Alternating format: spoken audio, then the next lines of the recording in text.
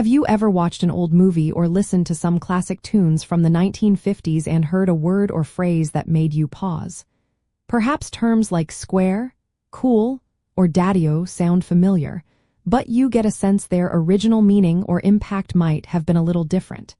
It certainly sparks the question, did people speak differently back then? The answer is a resounding yes.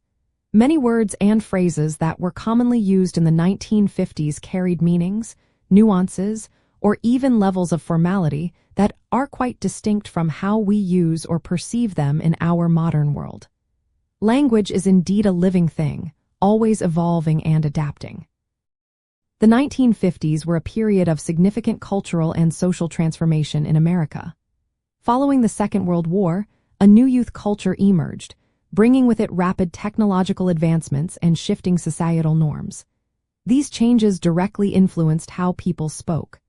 Slang, in particular, was a dynamic force, often created by teenagers to set themselves apart from their parents' generation. A word like cool, for instance, went from simply describing a temperature to signifying something excellent and desirable, especially within emerging counterculture circles. Similarly, square was not just a geometric shape. It characterized someone who was conventional, old-fashioned, or simply not hip to the latest trends. Even common words like dig, which meant to understand or appreciate, had a very specific, almost jazz-infused connotation that is largely lost today. This constant reinvention of language truly helped define an era. To truly understand conversations and writings from the 1950s, you need to become a bit of a linguistic detective. First, always consider the surrounding context. Who is speaking and in what situation? A word used among friends might have a different nuance than one used in a formal setting. Next, if you are genuinely curious about a specific term, consider looking it up in period-specific dictionaries or even online resources that focus on historical slang. Many academic sources and dedicated websites now catalog these shifts, providing valuable insights into the era's vocabulary. Remember, our understanding of language today is filtered through decades of change, so a little extra investigation can go a long way. It is fascinating to discover that some words we think of as uniquely 50s actually have much older roots.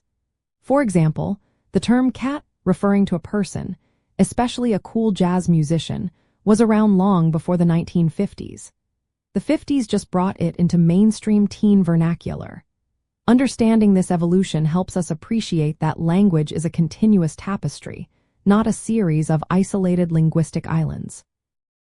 Also, many words that gained popularity in the 50s, like beatnik or greaser, were labels describing emerging subcultures, and their meanings were instantly clear to contemporaries, but might requiring a quick explanation for us today.